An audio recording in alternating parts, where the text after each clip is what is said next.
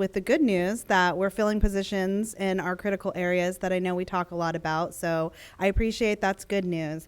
But some of my questions and concerns, which I was actually going to save for board comments because I understand the difference between this document and the document that the speakers came to talk to. But since we're having this discussion now, is similar to the ones that both Dr. Hahn and Member Rendon had.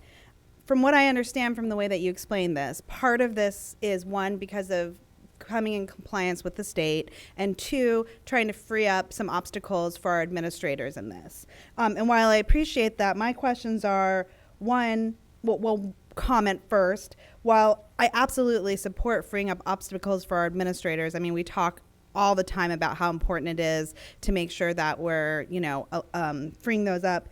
If it's, as my fellow board members have said, creating more barriers for our parents, then it's an issue that we need to look at more thoroughly, especially as a parent of a student who's on the spectrum, who has had extreme challenges when I was getting speech therapy in schools, and I've gone through this process. And although it's not ABA therapy, I've gone through the process of getting my student therapy in schools, and I know how challenging it can be and how frustrating it can be as a parent. And then the other piece is, I don't really understand the disconnect from where ABA wouldn't be applicable, especially for our kids on the spectrum, to meet their academic needs when we talk about behavior support plans, because those are so embedded into so many pieces of the academic success of our students who have, who are ESE students. So it's hard for me to understand why there's this big gap where we can't incorporate the ABA therapy into the instructional time, because to me, again, I agree with Member Rendon. Based on my time in the classroom and as a parent, those two can be integrated so seamlessly. They almost go together. So that's where my confusion comes into, why we're separating them and why ABA therapy can't be done in instructional time. But again, what I'm hearing is a lot of this comes from the state. And what I'm confused about is, are these new changes to the state that we're now becoming compliant with? Are these states that we have not been compliant with before from the state? It sounds like we're making changes because of a reaction to what we're hearing from the state. But is that something that's new or something that we were just not doing before? So to answer your question about the using the RBTs, so it's the registered behavior techs are the ones that are coming in. They're supervised by a BCBA, but that BCBA is not the one providing the service. It's the RBT. And those RBTs, a lot of them are working throughout the instructional day. We have lots of them that are coming all day with kids. That's part of their collaborative plan.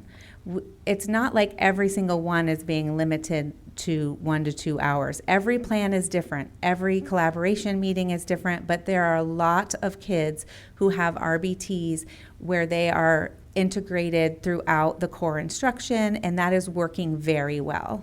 So it's not that we aren't. Every student's different. Every collaboration meeting is different. And so that's why it's not that we're saying it's separate. It does not have to be separate.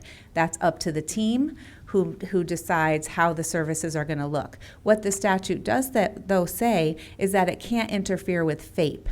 So if for some reason there was a private instructional personnel in that classroom that was interfering with our ability to teach the student, then that might be a cause for concern and have to be addressed at the school. I'm not saying that happens very often. It's very, few and far between, but we have to consider that because it says it can't interfere with what we have to do. And then as far as why we changed our procedure, we had a procedure that didn't have so when we implemented the procedure, when it first came into statute, you learn all the things, right, that you missed. So we had, not all providers are created equal. Principals had some issues that we had to address. We had to address cell phones, when they could be on them, all those kinds of things. So when we met with as a group, we had to talk about those things. We talked about them with the parents and the providers when we met as a big group. We talked about that. They all recognized that not every provider is created equal, and we have to have some rules and protections in the school. And so that's why some of those things had to change. Okay, so there's nothing been new with the law. What you're saying is you fine-tuning things from previous years. Yes, and and also we didn't have that the insurance information in there, which we needed to have in there. All right, so I have one more question, but I'm gonna save that for the end. I feel like we saw this coming, and I wish we would have done a better job of getting in front of it. And also, if there's something that's coming where families are frustrated and it's something we could potentially speak at a board meeting, I would love to have someone reach out to us and explain this beforehand, because one of the things that I'm frustrated about is that the speakers did not seem to understand the difference between your internal policy from the ESE department or set from the superintendent and our board policies that we create. And I want to make this very clear. This is not a board policy or anything that the board has changed. This is an internal policy driven either by the superintendent or by your department, not something that the board has initiated a change in. And I think that's very frustrating as a board member to see parents crying who feel like we've made this change when we don't even have any knowledge about it or haven't been briefed on that. So again, if something like this is coming before where you see this kind of frustration, as a board member, I would like to know about this beforehand. And as a superintendent, I would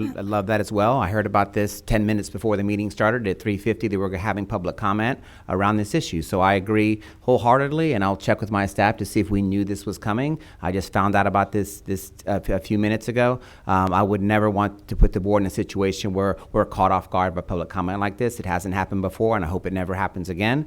This document, the reason it's coming before the board, go back to my highlight at the beginning. This comes every 3 years and required by Florida statute, right? So that's the policies and procedures document we bring every 3 years. So you're correct. A lot of this are procedures directed by me and my staff. In this particular case, you're being asked to approve policies and procedures when in your normal way of work, you're not approving procedures because those are staff driven. So yeah.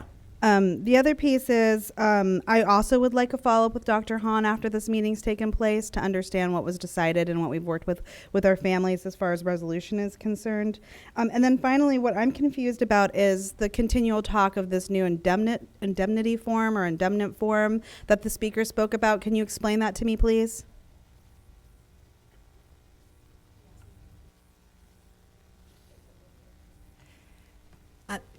It was one of the additional documents that we needed to add because we didn't have any protection for the district around the private provider if something were to happen with their behavior inside of the schools. So as we were working with the state collaboration group around this topic, our policy looks pretty much identical to both Pinellas and Pasco and most across the state. We all realized the things that, and I think Shannon said it, the things we were missing within our policy, including even some of the additional layers that, and I think a good example was that a provider couldn't sit and just be on their cell phone, that they needed to be engaged in a task.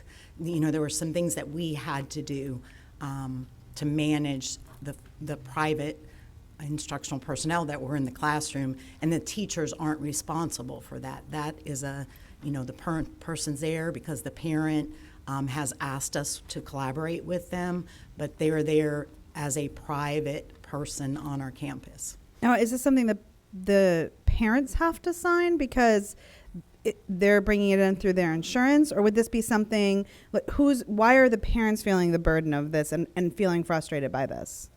I don't know specifically, but I did have a conversation with one of the speakers tonight who is a provider, and she was the person that said, I don't have any problem with what this says. She's described to me that the parents were alarmed that that there was some personal liability in any of these actions.